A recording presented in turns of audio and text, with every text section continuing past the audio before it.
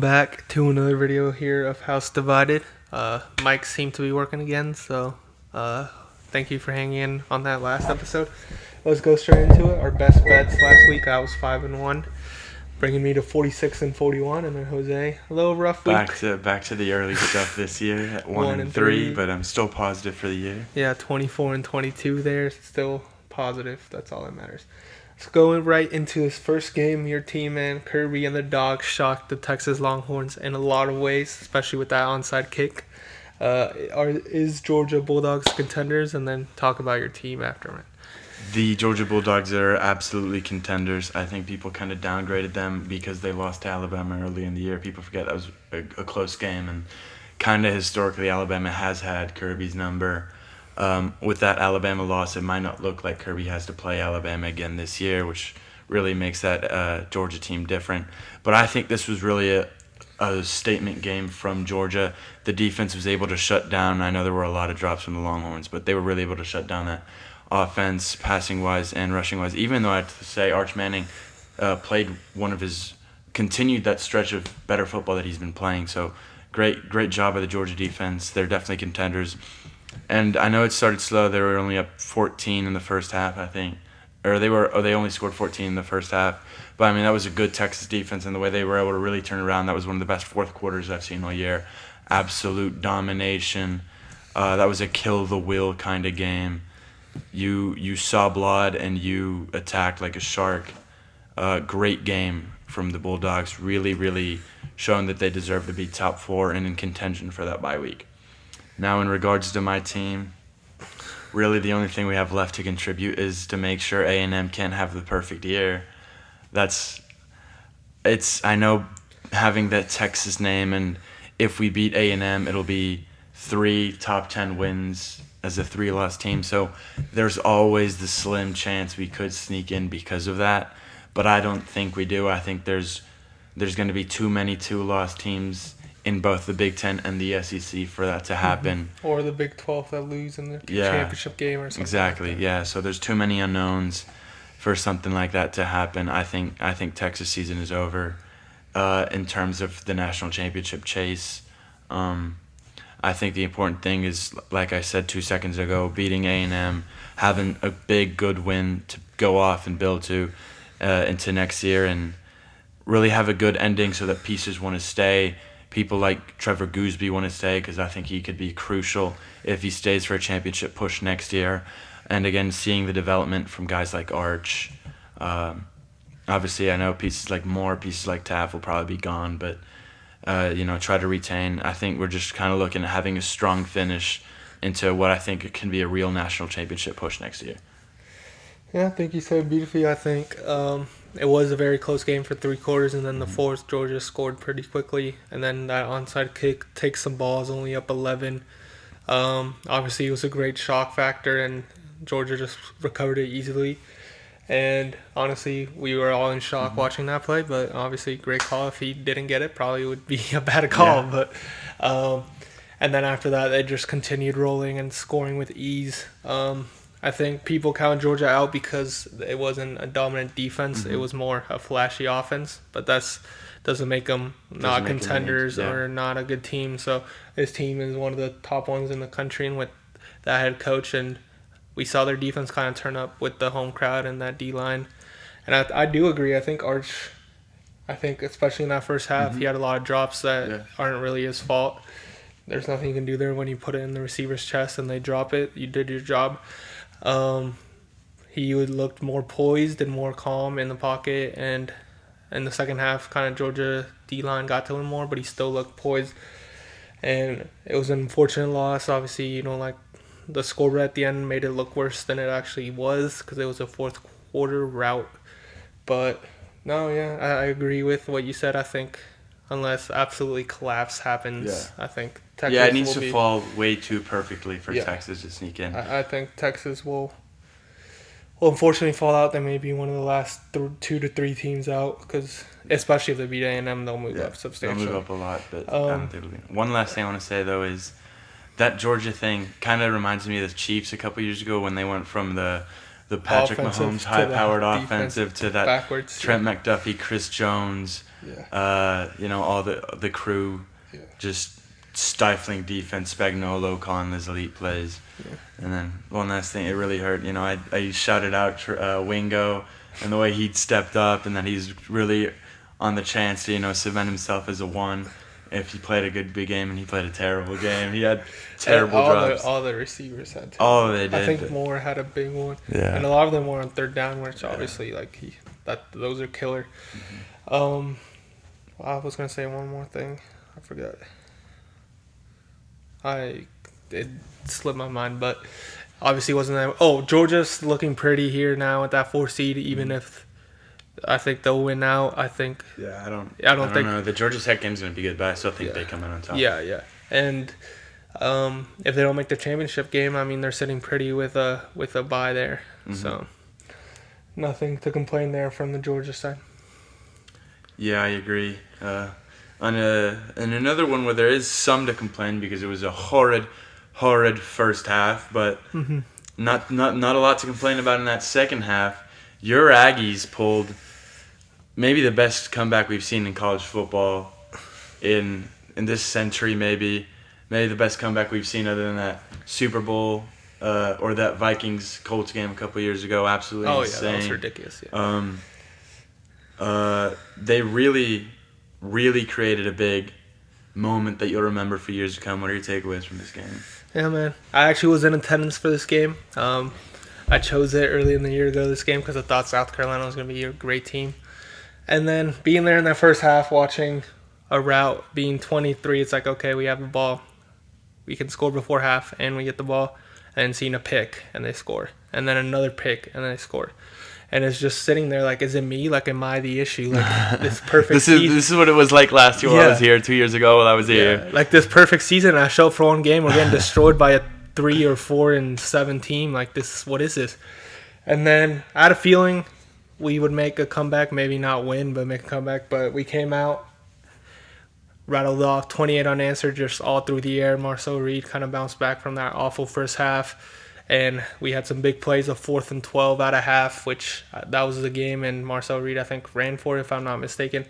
So I think we made the plays necessary. We scored quick and fast, and we got a lot of 3 and outs. And then when we could take control of the game, of course, 31-30, we do a backwards pass on 3rd down at the 1-yard line, which makes 0 sense. And then South Carolina got a little hope, but our defense stepped up big when we needed them. And they got every stop they needed in the second half. And it kind of kept our season alive because after that momentum goes down, obviously we would still beat Stanford, but then maybe loss to Texas, and then what are we looking at? Maybe we don't make the playoffs for that terrible loss to South Carolina, so it kind of saved our season. And great second half and awful first half, but a win's a win, man.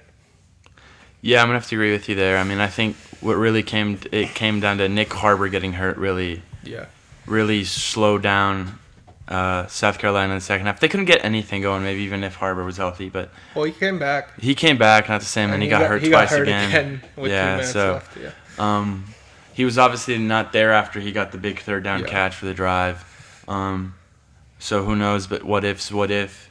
There's a lot of sayings that go with that. We're not going to get into them. But overall, I mean, that's kind of what you want to see from him. Even he had a bad game. I mean, that's what elite quarterbacks do. They bounce back. They kind of forget. They have the goldfish memory. And Marcel Reed really stepped up. I think it was 80% completion in that second half. He was distributing really well. He looked like the Marcel Reed we'd seen all year. And he kind of, I don't want to say, he kind of had the Heisman moment. I mean, you don't want to say. If it was one less pick in the first half, you would say, I was going to say, if it wasn't for like how atrocious that first half was, if they'd been that down with the running back fumbling instead, but since he had so much of credit to what happened in the first half, you don't want to. You don't push him that far up. He just stays leveled out where he is. Because he had an awful, but then he had an amazing second half. So.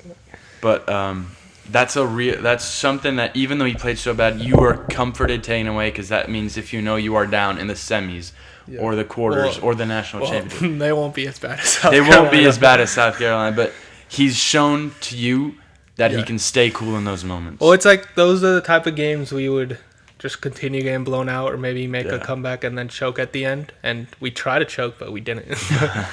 But, no, great atmosphere being there. Honestly, would only put the Texas game last year, even though we lost, great atmosphere, and then the Alabama when we beat them with Bryce Young. Even though it wasn't a big game to start, but it turned into an amazing game. All right, man, let's move on to another stunning performance here. OU absolutely stuns Bama in Tuscaloosa and hands them their first SEC loss. What are your thoughts on this game, and what surprised you the most? Yeah, I mean, obviously Alabama hadn't been as dominating as they had been that mid part of the season. They looked a little slower the last couple of weeks, and it finally came back to bite them against a team that I also thought had been slow. They hadn't been the best since Mateer had returned, but they came in, they took care of business, they looked really well. Obviously, OU should be now in the driver's seat to a college football playoff appearance. You just got to take care of basically LSU, who's it's two home games. Superior or inferior teams. So you should be good. You shouldn't have to deal with the SEC championship considering the losses there. So I think they control their own destiny. I think they have the team to do it. I think as we slowly go on, Mateer's going to get healthier, that hand's getting healthier, and they're going to get better. But meanwhile, they can just keep relying on that defense, and I think they're going to be fine with Peyton Bowen and leading the charge and the rest of that team. So I think Venables is a good thing going there. And for Alabama, you're obviously still in the fight. You're not going to have the bye week anymore. I think that's out of the picture. But you still have the quarterback. They're still in the playoffs. Absolutely. Yeah, you're still in the playoffs. You still have the quarterback. If that defense gets back in it, I mean, if that running game gets going, that you still have all the potential in the world. I think you're kind of looking at the new world of college football with these two lost teams being championship contenders that happened last year with the Ohio State Buckeyes. Yeah. So, no, I agree. I think that OU defensive performance was impressive without arguably one of their best players on that D-line, and they made Ty Simpson look human when he hadn't looked human. Or I guess you know what I mean. Like, made him look bad when he's looked amazing. Yeah. It seemed like almost every play he was running for his life, and he seemed unsettled in the pocket when we haven't seen that from him yet. So it was really shocking to see, to be honest. I didn't expect this. Obviously, one of my best bets was playing him on -6. It wasn't even close. But I think this OU defense is back to what we saw at the beginning of the year. They're definitely one of the best in the country, and this defense can take them as far as they want.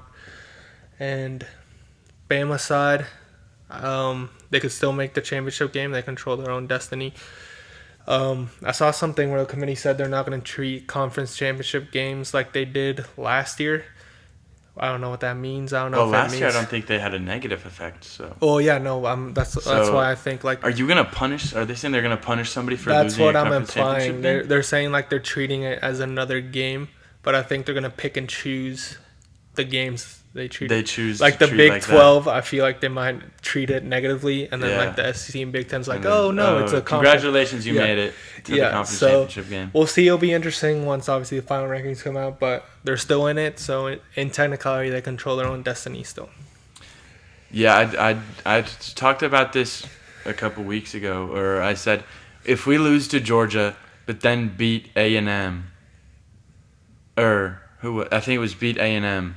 It would be Georgia Bama again. Yeah, it would be Georgia Bama, right? Yes. Yeah. Okay. I saw like scenarios, and then I'm pretty sure it was Georgia Bama. Okay. Yeah. Because Ole Miss is still in but they lost Ole Miss to Georgia. only gets in if Bama and A&M loses. Again. Yeah, Bama loses again, and we lose to y'all. So. Got it. Yeah, it's some weird scenarios. It has to do with like our conference opponent's record. Gotcha. I know we have either us or Ole Miss have the lowest one. So, yeah, let's go straight into your top 10 here, man. All right, I'm going to kick us off with my number 10. I'm going to go with BYU. It's an iffy spot here. There are teams like Notre Dame you could put up here, or Miami. I think that's a lot you're messing with touching there with Miami having the two worst losses, but they beat Notre Dame. Yeah. Plus, I just think a one-loss team, while I'm kind of going to contradict myself in a second with having two lost teams ahead of them, but I just think BYU is a decent enough and they deserve to be in the top 10, and they're going to get a chance in the conference championship game to re-enter the playoff fight. Yeah. Number 9, I have Alabama. Can't put them ahead of OU. They just lost to them. but they're still a really good team. I still think they're national championship contenders. They deserve to be in my top 10. Speaking of them, I have OU at my number 8. Losses to Ole Miss and Texas keep them at number 8, and they can't really go ahead of any of the one-loss teams. They're kind of right where they belong. Number 7, I have Oregon. I kind of wanted to put them ahead of Texas Tech, but I guess their best win being still Penn State is, I guess it's Iowa now. Yeah. So in hindsight, but I guess yeah. like in the moment, it was definitely Penn State. Yeah. So that to me keeps them a little further behind Tech. Is I think Tech has the better win against BYU. I'm gonna put because of that. I'm putting Texas Tech at 6. I have Ole Miss at 5. I think they were really close to UGA to where I think 5 is deserving even with that one loss. Number 4, UGA, the Georgia Bulldogs. Big win this weekend. Obviously, their only loss was a close loss against the national, in my opinion, what is the national championship contender. And they've taken care of business of a couple of real opponents who some people have had their doubts about their schedule. I think they're for real. And then number 3 stays the same, Texas A&M. They got hit in the nose, but they punched back. They deserve to be in the top 3 as well, still undefeated. Number 2, Indiana took care of business. Fernando Mendoza is probably the Heisman favorite right now, as he should be. And then number 1, the best team in the country. They have the best offensive player, best defensive player. They have another top 2 Heisman candidate leading that offense, in my opinion. They have 2 top 5 Heisman candidates in Jeremiah Smith and Julian Sayin, the Ohio State Buckeyes. Yeah, kind of similar. I'll just go real quick. 1 Ohio State, 2 Indiana, 3 A&M, 4 Georgia, 5 Ole Miss. Then I got Oregon slightly ahead of Tech. I do like this Tech team, but I think if I got them to play in neutral field, I would pick Oregon. I would pick Oregon to win that game. It was just the BYU game that has me. Yeah. No, Tech's, I mean, their only losses without their starting quarterback, and they've kind of dominated everyone. So, but I like Tech a lot. And then I got OU 8, Bama 9, and then number 10.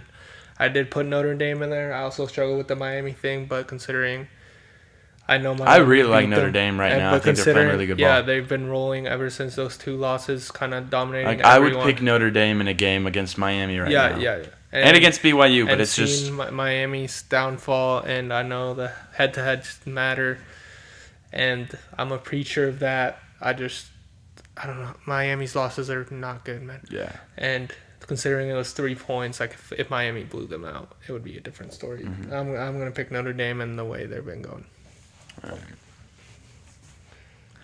All right, let's transition right back to the NFL.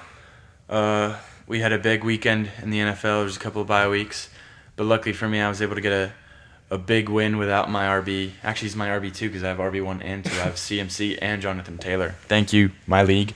But my Jonathan Taylor was out this week, and I didn't get to focus on that. Instead, I had to actually watch peasants play football. And this week, the Bears played the Minnesota Vikings. 9 came in and threw a couple interceptions again. What are your takeaways from this game? And it seems the Bears are top of the division now. Yeah, which is kind of ridiculous considering the teams in that division, and especially coming into the year.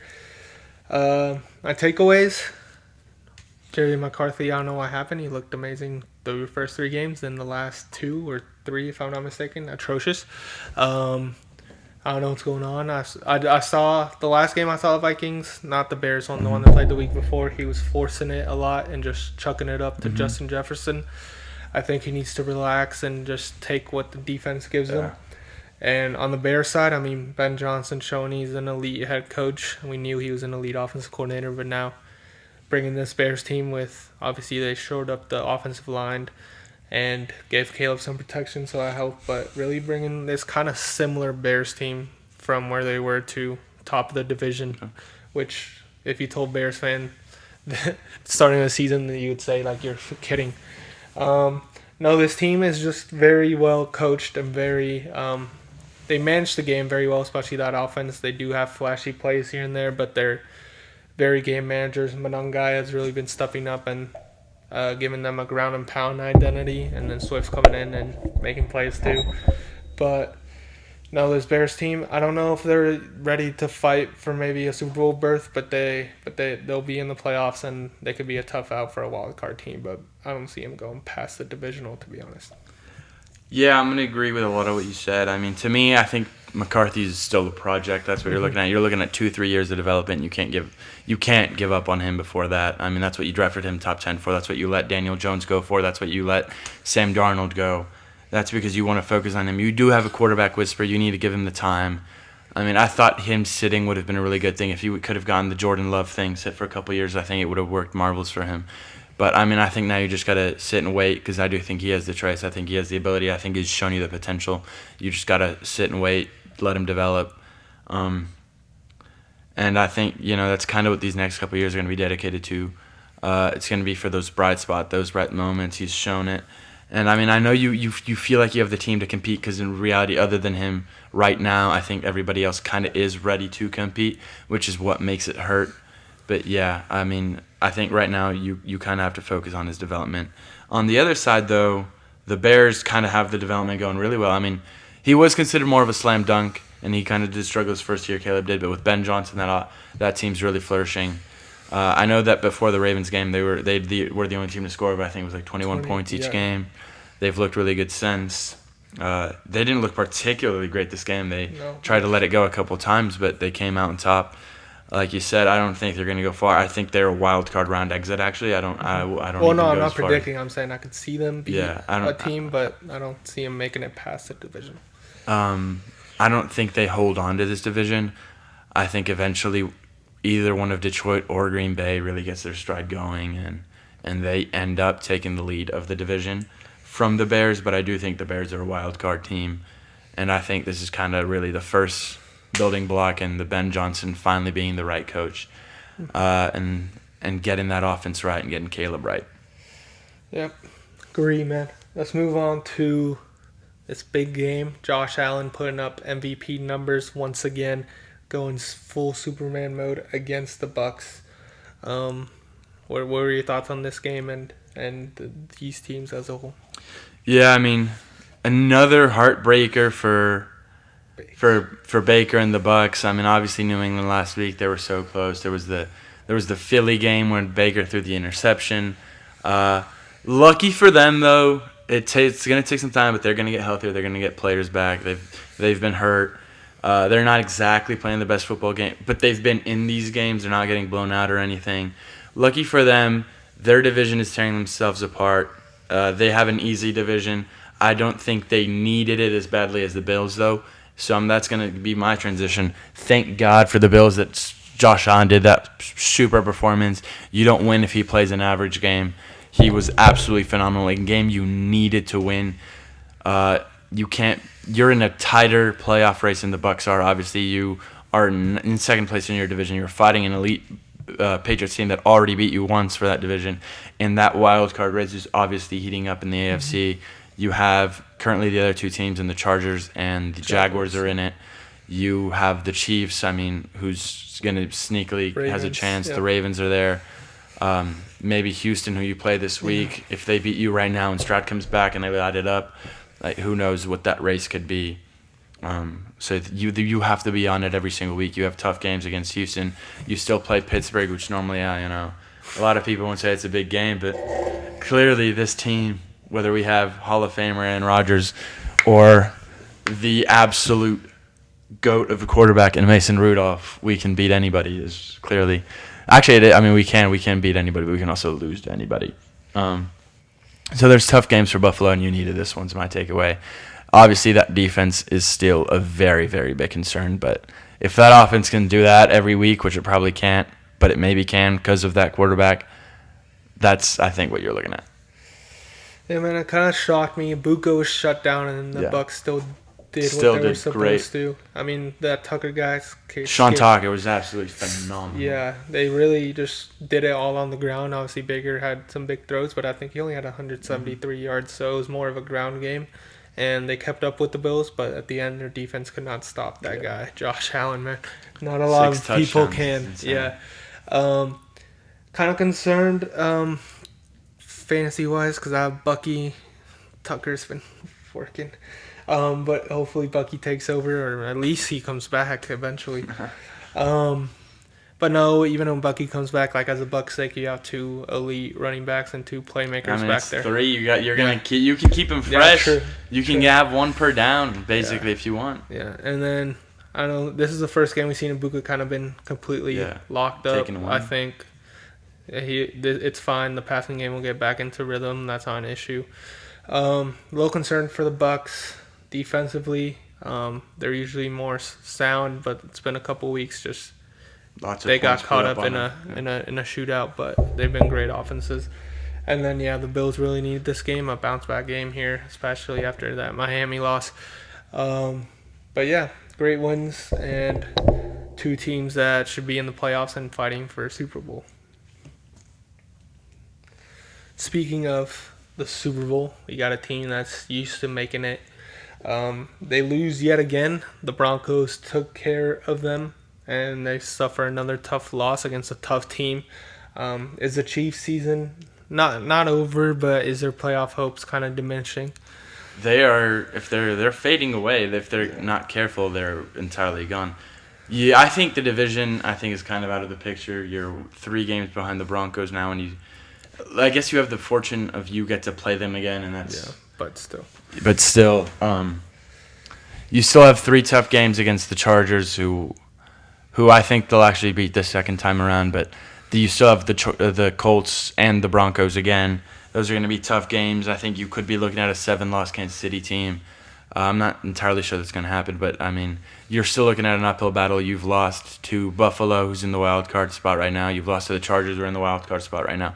And you've lost to the Jaguars, who are in the wild card spot right now. So if at one point it comes to any tiebreakers, you do not have it. Mm-hmm. So I think that's kind of one of the biggest concerns they're facing, because they already need those teams to drop games, and you still don't have the tiebreaker. So I think that's kind of their biggest. And they have tough games. But, I mean, they have the team. They have Mahomes. They have Andy Reid. They have Spagnuolo. They have McDuffie. They have Kelsey. They have Jones. They have Rice. So they can do it. But if any team could do it, it's them. But it's obviously a scary situation to be in that they've never really experienced. So it's going to be interesting to see how they take it on. Impressive win by the Broncos. That defense, very sound, very bend but don't break mentality, very gritty. Big win, take further control from the Chiefs and the Chargers in that division. I honestly did not think they would win this game. Rashid Rice was kind of quiet that game. But Kelsey had a big game for them. Mahomes, not the best, not the worst, just average, but he needed to have a big game for them to win that. I agree. I think they have a lot of tough games, especially this upcoming weekend, and if you drop that, then momentum's out the window. Especially the momentum they've gotten since Rashid Rice came back. Yeah. I don't know, man, especially with a lot of these teams, a couple wins ahead, like you said, the tiebreakers. I'm not going to count the Chiefs out, but it's going to be a tough task. If they do, they'll sneak in that 7th seed, but you never know what they can do in that 7th seed. So yeah. And then the Broncos side, obviously a great win heading into your bye, and you control your own destiny now. You just got to take care of business against a couple of division opponents, and you get that 1 seed.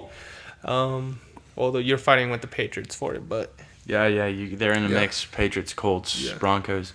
I'll add one more thing though. You talked a little about momentum. I don't know what momentum the Chiefs have now. I think Mahomes just played his worst game of the year, and they just kind of played a good fight. But in the end, that's kind of a demoralizing way to go out. The defense kind of let you down. Mm-hmm. Knicks had those big throws at the end. Silenced his doubters, at least for this week, for the next couple of weeks. Yeah. But he played a good game. He outplayed Mahomes, obviously.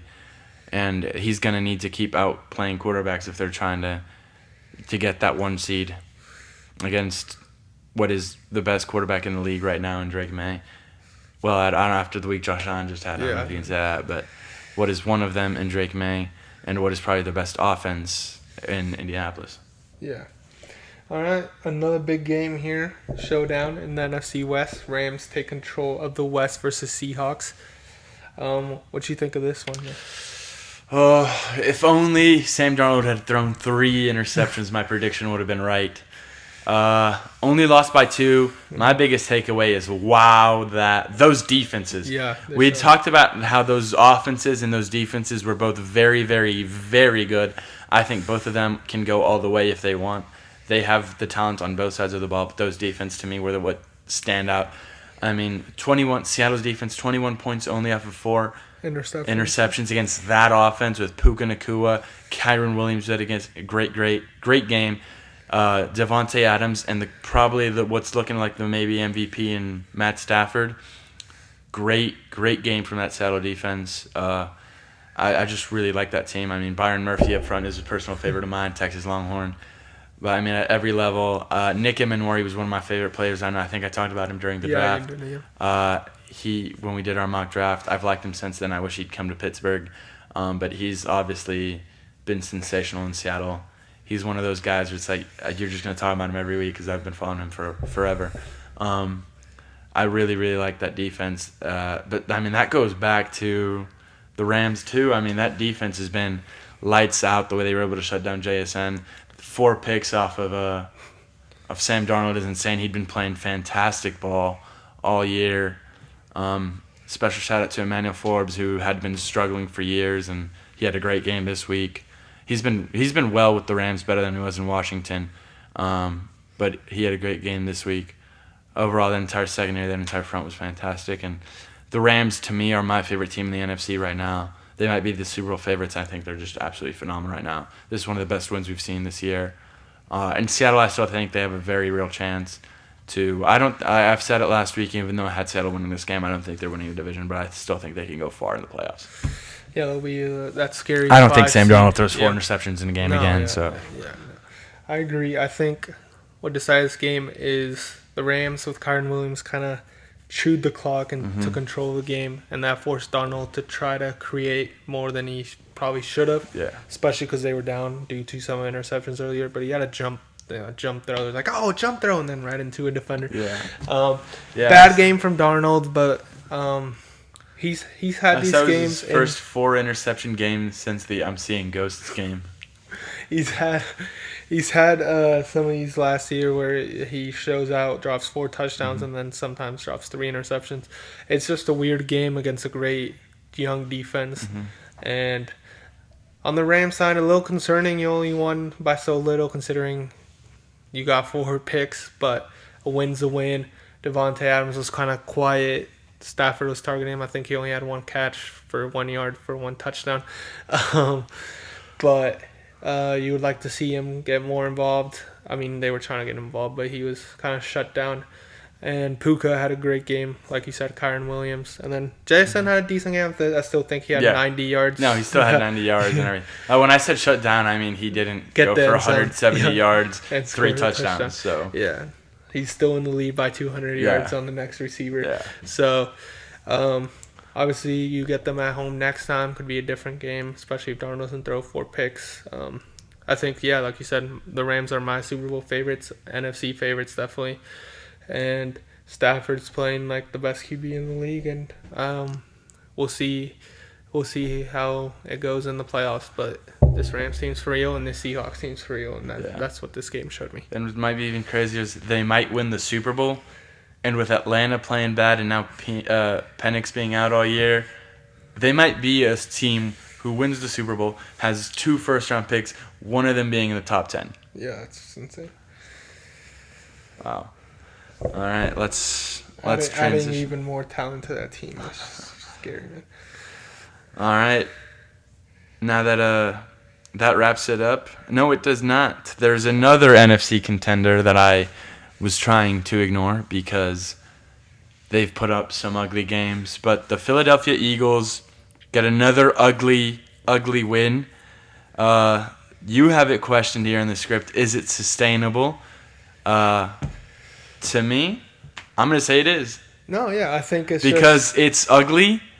Because it's ugly what people deem ugly football. Yeah. They're playing defensive, aggressive football in a way that people say it's the defense bailing them out, but that defense is phenomenal. Yeah. They can shut anybody down. I think they could shut down the Rams. I mean, they obviously beat them early in the year. They're playing great football defensively. Obviously, you have the concern Lane Johnson went down. That offense really has had its issues, but with the tush push, I mean, you get 4 downs. You get 4 downs every time. They still have those receivers. I think it's only a matter of time before one of them really gets going, really has the momentum.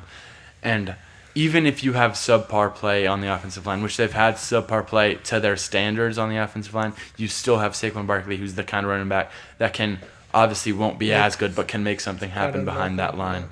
So I think they are in a place where, while it might not be pretty, it is it's a sustainable way of winning. And it's kind of like you mentioned earlier with the Chiefs, where they went from this flashy offense to this gritty, ugly win defense, and they still won a Super Bowl. It's kind of the same thing. I mean, I don't think they were ever as flashy as that Chiefs offense was, but it was still an elite offense, and now that defense has been elite, especially these last 2 weeks, containing Jordan Love and this Lions offense, who's shown they can put 50 on anyone, and they have the talent too. The Eagles, they're really good defensively, and I think it's just a matter of time. Their offense at least looks like a top 10 offense. They don't have to be super special if that defense keeps playing. I mean, they have all the talent on that offense to be a top 10 offense. I think it's just a matter of time. They figure it out. I think they need to go back to Saquon, but also give Jalen Hurts more comfortable throws to find those receivers and get those guys, especially Devontae Smith, the ball in space, because he's a quick, shifty He's a quick guy. So, obviously, they keep taking care of business, keep beating great teams, and scoring 13 points a game. And it hurts to watch, especially on prime time as the only game. But hey, they're getting it done, and they can't complain. All right, now we'll go straight into these predictions. Not a big weekend here in college football. This is the weekend before rivalry week, so we'll go into the first big game. We got Samford rolling into town, getting the upset. Book it. OU. Will OU continue to roll versus Missouri at home? OU will continue to roll against Missouri at home. To me, this Missouri team isn't what they once were. I mean, I don't think they were ever this grand, spectacular team, but they're not that great anymore. I think OU is building on that momentum, trying to get to what they were early on in the year, and I think they continue to roll. I think they can blow past that spread. I think that defense is going to be shut down once again. You know, they just beat a very good Alabama team. I think that's really great for the motivation. I think Venables is going to be in a great place. His team's going to be a great place. And I think Mateer is going to kind of have a kind of like a resurgence, renaissance game where he kind of has it again through the pass. The hand's feeling good, and I think OU comes out on top by a lot more than 7.5. Yeah, OU. We saw Ahmad Hardy kind of go crazy last week with 300 yards and I think 3 touchdowns, but this OU defense is a different beast, and I think he'll be very shut down, kind of like he was against Alabama. And then Zollers. Yeah, Matt Zollers. He'll struggle against that OU defense. We saw Ty Simpson struggle. We saw them get to the backfield and sack him a lot, or at least make it difficult for him. So I think this Missouri offense might put up 10 points max. And then offensively, I do like those D linemen for Missouri, but I think Satanga's been really good. He seems to be Mateer's go-to guy, and I think to combat that pass rush, they're going to throw some quick screens to him or some quick passes to him, and he'll make enough plays, and Mateer will look a little bit better like he has been each week, and they'll take care of business. Like you said, comfortably. I don't love the spread because I think it's going to be ugly, but if I had to pick a side, I would bet OU. Yep. All right, let's go to one more college football game. As you said, it's not the biggest, sexiest weekend, but there's a very good game, a playoff implications kind of game here, whether, you could end one team's season or maybe the other one gets through. USC has a chance of getting itself a place in the playoff, hopefully with a win over the Oregon Ducks, or the Oregon Ducks could kind of cement their spot with a win over USC here. What are you looking forward to in this game? The quarterbacks. And I know, when you look at a game, it's easy to say quarterbacks, but you got 2 super talented quarterbacks, young quarterbacks, and I'm going to mispronounce it. It's Mavia. We'll call him Jordan. Jordan. And Jaden, sorry. And Dante Moore, 2 guys that can just sling the ball. And I think it's going to come down to who can make more plays for their team, and at the end of the game, who can get that dagger of a drive. And I am going to pick the Oregon Ducks to win this game. I like Dante Moore and what he showed in that Penn State game, the composure and kind of what's called improvisation, leaving the pocket in that game, and then he found Moore a lot that game as well. And then I really love that Oregon defense to get a stop on Jaden when they need to, with behind that home crowd. And Ugualanda Lele Mateo is a beast, and I think he'll have a massive game again like he did against Penn State. And I am going to pick the Ducks, even though I do like this USC team a lot. Yeah, I think I agree on a lot of what you said. I agree. I think Dante Moore is the difference maker. I think he's the better quarterback, even though Jaden's very good. And I actually am a big fan of Mekhi Lemon, the receiver. I think he's fantastic. I think this is going to be a very, very good game. I think he's going to be one of the core players. They're going to show you the players before the game. He's going to be one of them. He's sensational.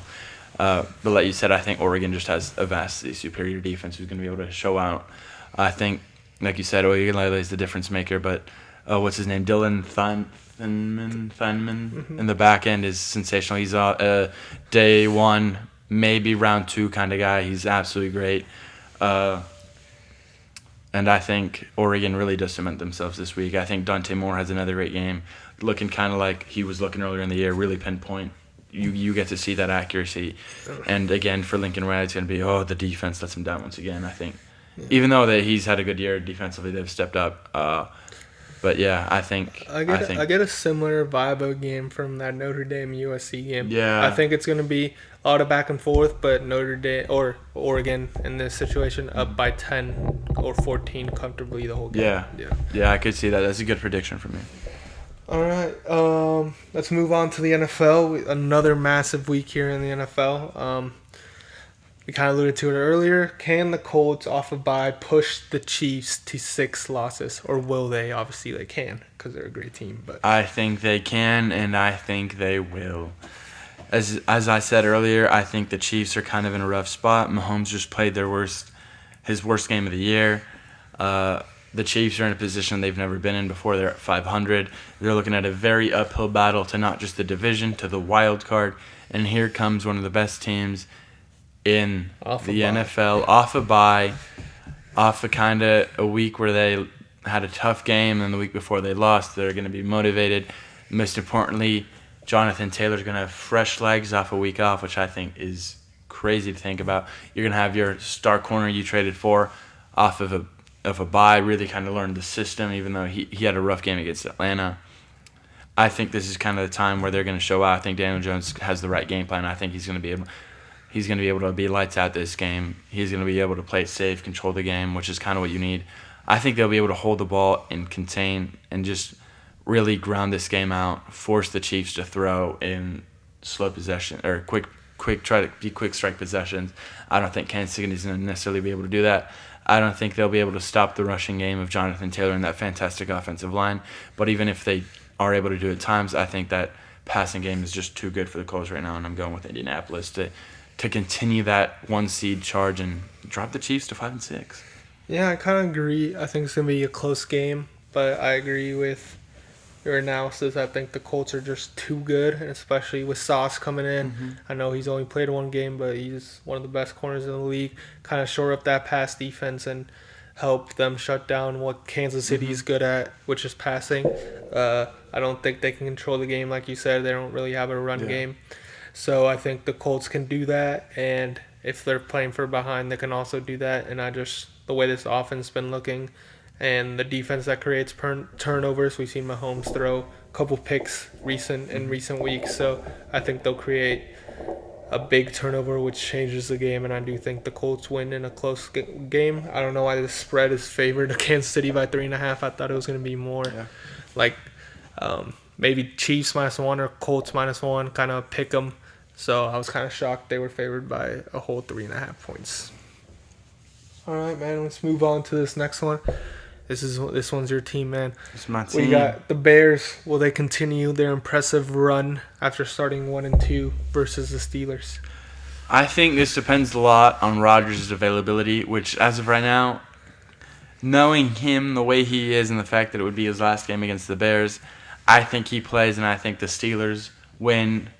I think this obviously I've seen now a couple of bad weeks of the Bears against defenses that Minnesota's a good defense. They were able to stop him. Baltimore, I don't think is a particularly great. I mean, they are on paper, but they haven't been in game a particularly great defense. They were able to shut down Caleb in that offense really well.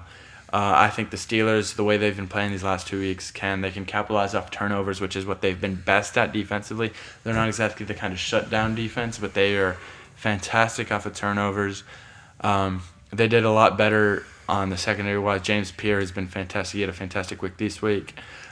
Joey Porter stepped up this last week looking great, and Jalen Ramsey's been good at safety so far. So I think we're going to be able to do good defensively, and I think Rodgers is going to be able to take advantage of not necessarily the best Bears defense this week and kind of give the Bears a reality check after how many wins in a row in which they've had good momentum, obviously other than the Ravens game. I'm going to disagree here. I've been doubting the Bears, but somehow, some way, they always find a way to win, man. I think it'll be an Except when I wanted to against the Ravens. Yeah. It's going to be an ugly game, I think.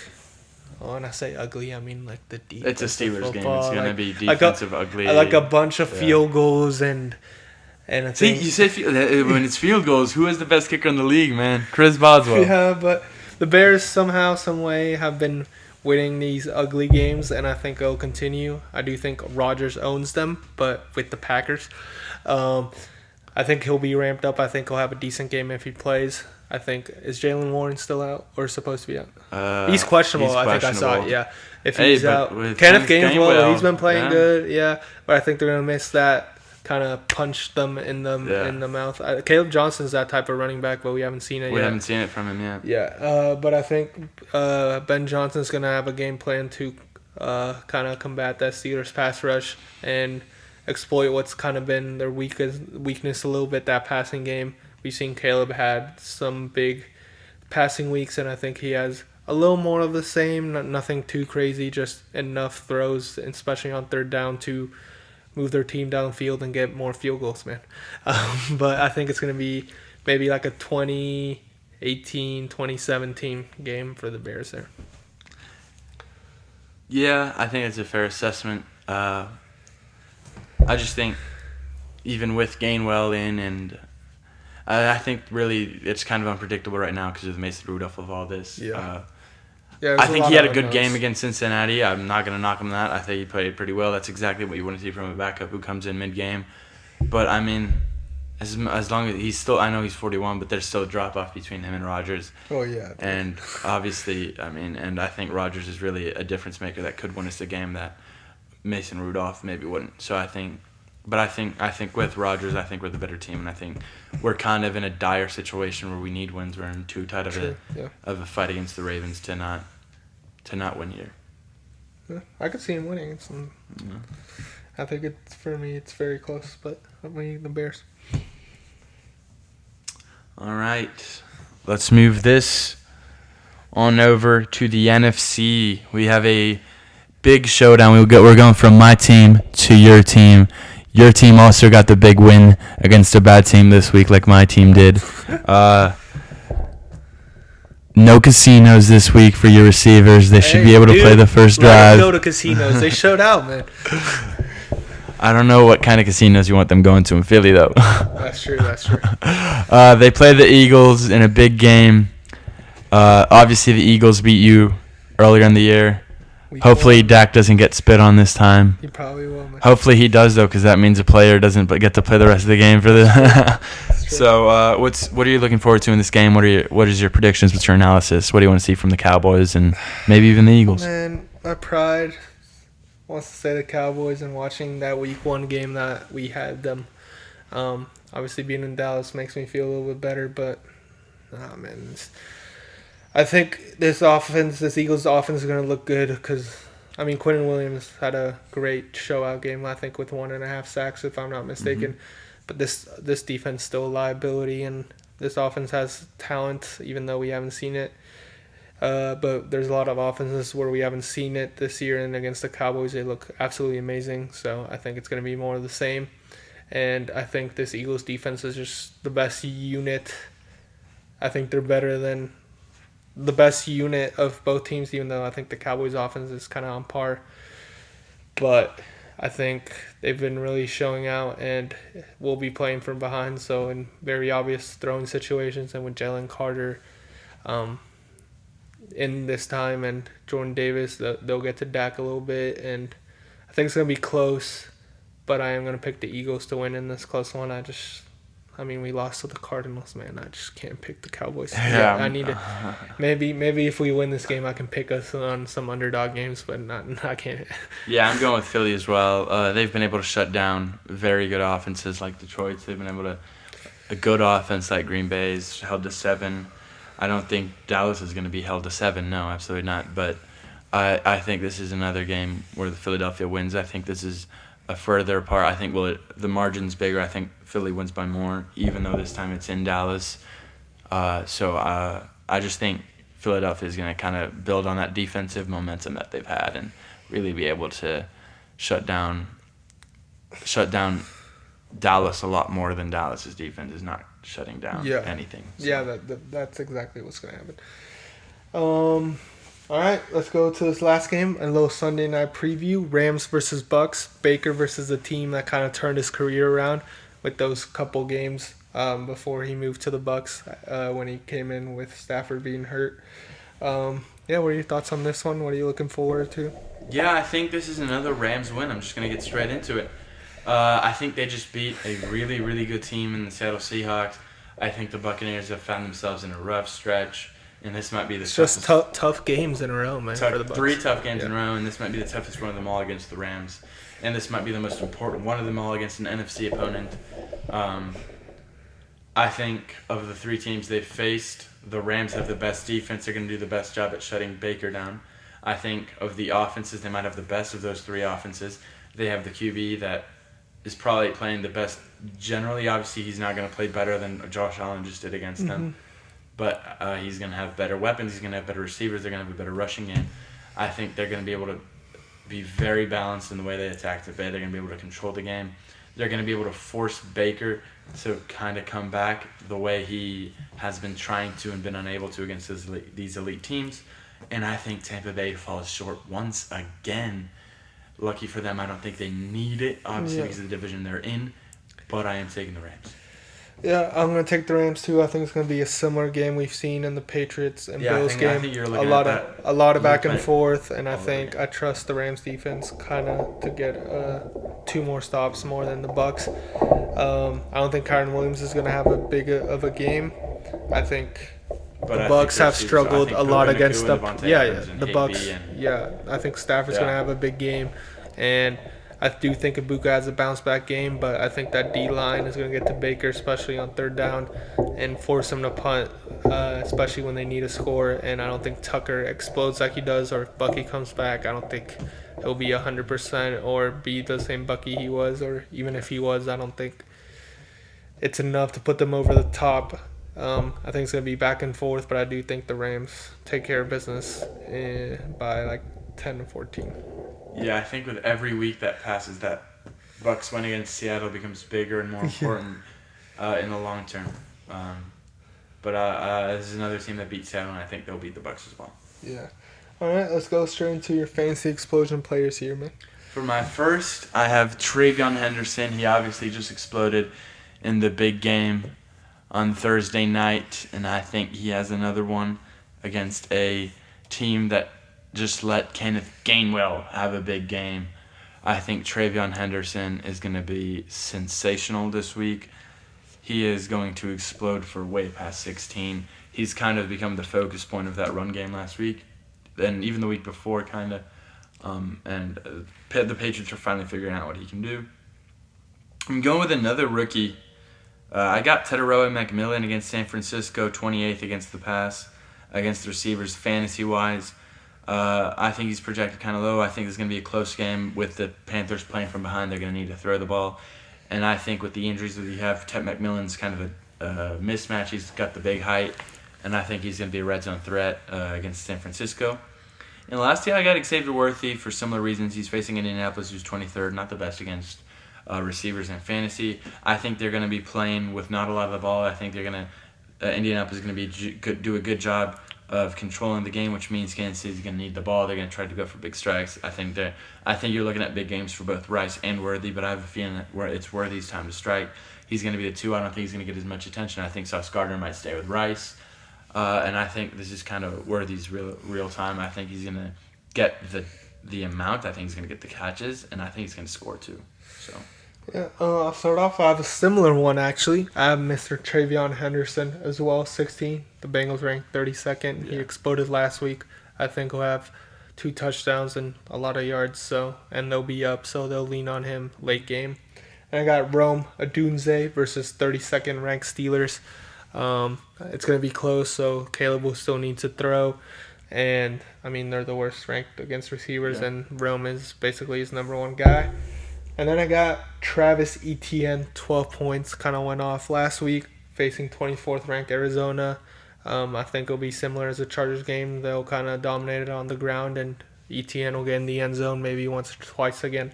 Etienne, 12 points just seems low. And then I'll go straight into my best bets here. I got the signature parlay here for college. I got OU money line and Texas money line, a little Red River. I think OU's favored 7.5 and Texas 8.5. Don't love those spreads. I would take them if I was forced to bet one of the spreads, but I like the money lines playing safe. And I got Vandy minus 9.5. I forgot who they play. Give me 1 second. They're at home. They need this dominant win. And they're playing. Give me 1 second. It's not a very good team. Kentucky at home. I think this is Vandy defense will shut down Kentucky, and they'll take care of business at home, and Pavio's going to put up what he thinks is a Heisman performance. And then I got USC plus 10.5. I know I said it's going to be that type of script, but I think 10.5 is too many points for an offense this powerful and a quarterback this good. I do think Oregon wins, but I do think 10.5 might be a little too much, kind of like I did with the Notre Dame USC game. Then I got Tennessee minus 4 versus Florida. I know it's in Gainesville at night, but Florida's very bad, and Joey Aguilar is going to have a big game to show what he can do. And I think this Tennessee team is just way better than Florida, and I'll take 4 points. Then I got NFL, the parlay, Packers money line, Patriots money line, 2 teams that should win. 1 against the Vikings, 1 against the Bengals. 7-point favorites. Love those money lines. Got Colts plus 3.5. Alluded to it earlier. I think they might win, but I'll take a field goal just in case. I don't think Kansas City can blow them out. Then I got Seahawks. This is a crazy spread. Minus 13.5 versus the Titans. We saw them earlier in the season beat the Saints by like 50. Titans are just as bad as the Saints, and they're in a bounce back game right here. And I think Darnold and JSN go back to connecting and have a big game. And then Panthers plus 7. This Panthers team has shown they can beat anyone, been really gritty, and they control the clock a lot with Rico. And I think 7 points is a lot, even though that Niners team's been good and Purdy's back. But I think 7 is a lot. And yeah. All right. For my first one, it's going to be one where you took the money line, but I like OU minus 7.5. I think they win by at least 10, so I like that number. I really like OU. We got into it earlier. I won't get into a lot of the details, but Mateer, Bowen, team. BYU money line, I don't love the spread there, but I do think they win. Put them in my top 10 this week. I think they deserve to be there, and I think they get the win here. For the NFL, I have Bills minus 6 on Thursday night. I know they had the big comeback 2 weeks ago, but they also did struggle against Tennessee this week. They are playing with Mills once again, and I think Buffalo really does have what it takes offensively to overcome that Texans defense. Next, I have the Colts money line against the Chiefs I was shocked to see they were underdogged in this game. 3.5 points. Yeah. You're getting a whole field goal. Exactly. I'm getting that. I think they win. I could have taken 3.5, but no. I think they win. And then I have the Jags -3. I think they just came off of probably their best game of the year against the Chargers, and that's without losing their second overall pick. Myers has really stepped up, since the trade. I mean, he hasn't been like spectacular or anything, but he's looked good as like the second weapon they need. Yeah, so they've looked good. I think Trevor Lawrence kind of going to slowly build on momentum. He hasn't been particularly spectacular, but you take what you get, and I think they come up with a nice win here. All right, I actually consider doing that one too. I like that one, but I don't know. The Cardinals just have me scared. But you're a Cowboys fan. Anyway, you've seen them at their peak. Yeah, dude. Hey, it was a great peak. But Martin Harrison's still out, so.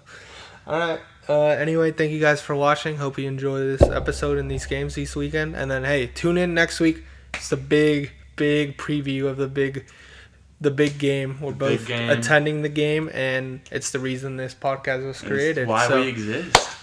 Thank you guys for watching. Unless we could time travel back to the 70s and watch the Steelers-Cowboys Super Bowls.